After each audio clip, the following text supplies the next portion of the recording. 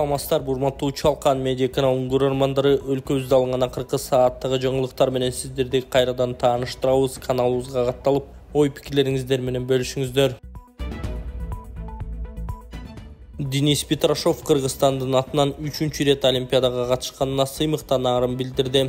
Кыргызстандын атынан 3-чү рет Олимпиадага катышканыма сыймыктанам деп билдирди суучул Денис Петрашов. Спортчу социалдык тармактагы баракчасы аркылуу кайрылып, кыргызстандыктардын колдоосу болбогондо мындай ийгиликтерге жетмек эместигин айткан. 30-июлда кыргызстандык спортчу 200 метрди брас ыкмасы менен сүзүү мелдешине катышты. 25 суучулдун ичинен ал 16-орунду ээлеп, жарым финалга жолдомо алды. Жарым финалда болсо 14-орунга жайгашкан. Муну менен Петрашов Кыргызстандын тарыхында Олимпиада оюндарында жарым финалга чыга алган биринчи суучул болуп калды. Эске салсак, 1996-жылы Сергей Ашимкин, Андрей Квасов, Дмитрий Лапин жана Виталий Васильевтен турган кыргызстандык курама командасы 200 метрде эркин стилде сүзүүдө 17 команданын ичинен 17-орунду ээлеген. Ал эми 100 метрлик жарышта 19 команданын арасынан 18-орунга жайгашкан. 24 жаштагы суучул 4 жолку Азия чемпиону Денис Петрашов 2016-жылы Рио-де-Жанейрода өткөн Олимпиадага катышып, өз командасынын тарыхындагы эң жаш олимпиадачы болуп калган.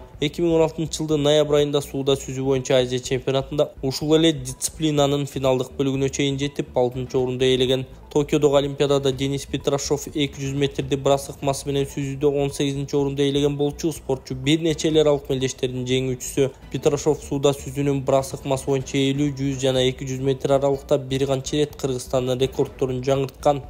Сонун жаңылык, сиз билген жана иченген Умбем клиникасы эми сизге дагы да болсо жакыныраак болду. Анткени бизде жаңы филиал ачылды. Андыктан келип, өзүңүздүн жана жакындарыңыздын ден соолугуна кам көрүшүңүздү сунуштайбыз. Биздин жогорку даражадагы дарыгерлер төмөндөгү адистиктер боюнча кабыл алат: стоматология, гинекология, терапия, лор, хирургия, педиатрия, урология, УЗИ жана башка адистиктер. Лабораториялык анализдин 5000ден ашуун түрү алынат. Жогорку даражадагы стерилизациялоо. Биздин дарек ВДНХ метросу, Кондратюка көчөсү 2. Телефон номерибиз 8925 103 22 55. Кабыл алууга алдын ала жазылып келүүңүздөрдү суранабыз. Умбем клиникасы. Сиздин ден соолугуңуз, биздин камкордук. Жыл соңуна чейин аймактарда жаңы аэропорттор курулат. Жыл айыгына чейин аймактарда жаңы аэропорттор пайда болоорун Манас аэропортунун директору Манасбек Самидянов 31-июлда маалымат жыйынында билдирди. Жазында Талас аэропортун ачтык, азыр планда Нарын аэропорту турат. Казарман, Кербен аэропорттору да бүткөн, жакын арада толук ачылат. Мындан тышкары чоңураак Долбор, Каракол, Эл Арал аэропорту турат. Аны күзүндө ачабыз. Ал эми кийинки туристтик сезонго биз Тамчы аэропортунун аэровокзалын ачабыз, деди ал. Самидянов Жалал-Абад аэропорту шаардын ортосунда жайгашкандыктан аны кеңейтүү мүмкүн эместигин, жаңы аэропорттун курулушу үчүн 300 гектардай жер бөлүнгөнүн кабарлады. Манас аэропортунун учуп конуу тилкесин оңдоо иштери үчүн да сынак жарыяланганын, долбоорлорго Кытайдын, Орусиянын, Түркиянын компаниялары катышарын кошумчалады. Манас аэропорту жарым жыл ичинде 20.954 рейс аткарып, 2.700.000 жүргүнчүнү ташыган, анын 19.000-и 70% эл аралык каттамдар.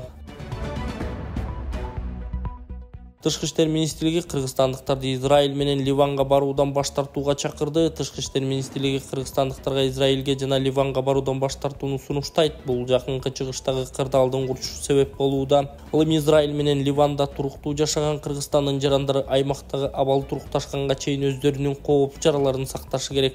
Ушундай эле шашылыш байланыш үчүн ишеним телефондору бар. Кувейттеги элчилик +965 25 35 99 51. Туркиядагы элчилик +9 05 45 68 96 800. Кыргыз Республикасынын Тышкы иштер министрлигинин консулдук департаменти +996 999 312 002. Кыргызстандыктар бул номерлер аркылуу жардам же кеңеш алса болот. Бейруттун түштүк четиндеги райондор бейшембиде Израилдин аба соккусуна кабылды. Анын кесепетинен кеминде 4 киши каза таап, 74 жарадар болгон. Израилдин коргоо күчтөрү 12 баланын өмүрүн алган, кол салууга жооптуу болгон Хезболланын улуг командири Фуат Шукерди жок кылуу үчүн чабуул жасалганын билдирди. Араб басылмаларынын маалыматына караганда, Шукур Хезболланын баш катчысы Хасан Насрулланын башкы аскердик кеңешчиси болуп иштеген. Израиль-Ливан чегарасындагы кырдаал 2023-жылдын октябрында Израилдин Газа тилкесиндеги аскердик операцияларынан кийин урчуп кеткен. Израиль армиясы менен Ливандык Хезболланын согушкерлери чегарага жакын аймактарда күн сайын бири-биринин позицияларын аткылашат. Ливандын тышкы иштер министрлигинин маалыматына караганда, түштүктө 100 миңге жакын адам үйлөрүн таштап кетүүгө аргасыз болгон. Израиль тарапы өлкөнүн түндүгүндөгү 80 миңдей жашоочу ушундай абалга туш болгонун билдирген. Таласта 4,2 миллион сомдук жер мамлекетке кайтарылды. Таластын Бакаята районунда мыйзамсыз жеке менчикке берилип кеткен жер мамлекетке кайтарылды. Бул тууралуу башкы прокуратурадан билдиришти. Маалым болгондой, райондук прокуратура Түйтө айылында турак жай куруу үчүн каралган 4,5 миң чарчы метр жер жеке менчикке мыйзамсыз берилип кеткенин аныктаган. Көзөмөл органы бул факт боюнча сотко кайрылып, жери муниципалдык менчикке кайтарылган. Прокуратуранын маалыматы боюнча аталган жердин баасы 4,2 миллион сомду түзөт. Гөлдө 35 жаштагы адам сууга чөгүп ооруканада көз жумду. Ысык көл райондук ооруканасынын кайра жандандыруу бөлүмүндө сууга чөгүп оорубалда Чоктал айылынан алып келинген жаран каза болду. Бул тууралуу облустук милициядан кабарлашкан. Милицияга 31-июлда сууга чөккөн адам медициналык жайга саат 20:06 чамасында жеткирилгени тууралуу айтышкан. Тиешелүү текшерүү иштери жүргүзүлүп, ал Чоктал айылынын 35 жаштагы тургун экени аныкталган. Дарыгерлер анын өмүрүн сактап калуу үчүн күрөшкөнүнө карабай, ал болжол менен 1 сааттан кийин тагыраагы 21:10 кайтыш болгон. Милициядан соттук медициналык экспертиза дайындалганын айтышты. Аларда жергиликтүү ЖМКлар жигиттин гидроциклден скутерден кулаганын жазышууда. Кичинекей наристе жаш 6 баласы жетим калбасын, ушул эне жашасын десеңиздер, аягына чейин көрүп, видеого лайк басып, колунда бар инсандар, Аллах үчүн ихсан кылып кетиңиздер. Ассаламу алейкум, урматтуу YouTube каналыбыздын көрүүчүлөрү. Мен Эл Үмүтү фондунун жетекчиси Болотбек Айдаркулов. Операция болуш үчүн 20 миң доллар каражат керектелиптир. Эми бул сума да өзгөрүп кетиши мүмкүн экен. Ушул эжекебиздин буттарында, сөөктөрүндө жетканда кальций азайып, буту иштебей шал болуп баратат да күндөн күнгөчө. Ошого сиздердин жардамыңыздар керек. Болушунча ихсаныңыздарды көбөйтүп, ушул эжекебизге бериңиздер. Ушул реквизиттер Мухамбек Б деп Сбербанк чыгат, Эмбанк Курстанбек Б деп чыгат тугандар. Ошого кеңири өзүңүздөрдүн ихсаныңыздарды которуп коюңуздар. Бул аталып аткан реквизиттерди айтып атканын себеби көпчүлүгү баягы биздин видеолорду көчүрүп алып, өздөрүнүн немесин коюп алып, мошенничество кылышы мүмкүн экен да туугандар. Ошолор көчүрүп алгандар болуп атат да. Биз көбүнчө ушул роботуга берип эме кылган учурларыбыз болду. Биздики официальный фонд Юстиция министрлигинен атайын каттоодон өткөн. Кеңири ушул эжекебиздин өзүнө түшөт, көрө бересиздер. Эжекебиздин 6 баласы бар. Ошентип күндө ушул акыбалда жатат да. Бул жакта мына кичинекей бөбөгү наристеси дагы жатат. Эми эжекебиз тура албагандыгына байланыштуу. Бул бөбөктү бул жакта эжебиздин кыздары карайт да. Эжебиз ушул акыбалда жатат. Ошо кайдыгер карабастан ушул эжебизге жардам берип кетиңиздер туугандар. Мындай күндү, мындай оор дартты эч кимдин башына салбасын. Кудайым душманыбызга да ыра көрбөйбүз. Буюрса эжекебиздин да үмүтү чоң сиздерден. Ошол насип кылса, эжекебиз бутунда туруп кала турган болсо, Алла насип кылса, ушу сиздердин бир чоң бир соолукта калганыңыздарга мына акыретте дагы күбө болобуз туугандар. Келечекте Жусуп Коргонбай уулунун атагы таш чарчудай. Кыйын адамдар кызматы, мандаты жок болсо да эл оозуна алынып талкуу жарата берет тура. Жусупбек Коргонбай уулу Урдунбайдын кызын дегенде ишарат менен парламенттен кете берген. Азыр бизнес жаатында алектенүүдө. Бирок айрым мэээн ооздор артынан чагымчыл кылышып, жалган ушактарды таратышып, логикага сыйбаган тескери пиарга өчүшкөн. Калптын өмүрү кыска дейт Жусупбек мырза өзүнө карата айтылган сөздөргө татыктуу жооп узатып чекит койду. Саясаттан биротоло кетпеген баатыр мүнөзү уулубуз келечекте эл башына келсе тагдыр жазып койсо анда ким качып кутулмак эле. Эң башкысы адамгерчиликтүү өткүр мамилеге туруктуу каарманыбызга ийгилик каалайбыз. Адатынан жазбай кыз келиндерди ашык кылып жүрө турсун. Чоң саясатка таптай турганда убакка алыс эмес. Атагы таш чарчудай деп жазган Арба Кейжи сайты. Садыр Жапаров Казакстанга сапар менен барары күтүлүүдө. Президент Садыр Жапаров Казакстанга иш сапар менен барары күтүлүүдө. Белгилүү болгондой 9-августта Астананын Борбор Азия өлкөлөрүнүн башчыларынын 6-чы консультативдик жолугушуусу өтөт. Ага Жапаров да катышары күтүлүүдө. Эскерте кетсек, былтыр Борбор Азия мамлекеттеринин башчыларынын 5-чи саммити Душанбеде өткөн. Ага Казакстан, Кыргызстан, Тажикстан, Түркмөнстан жана Өзбекстандын президенттери катышкан. Ошондой эле Азербайжандын президенти катары катышкан. Улубай ден соолукту чыңдоо борбору Кыргызстанда биринчи жолу Кытай элдик медицинасын колдонуп, 6 жылдан бери от менен артрит, артроз, остеохондроз, гайморит, простатит, куян, грыжа, суук тийүү, тизе муун ооруларын дарылайт. От процедурасында адам тер аркылуу денедеги суук, токсин, шлак, туздардан арылып, аурасы тазаланат.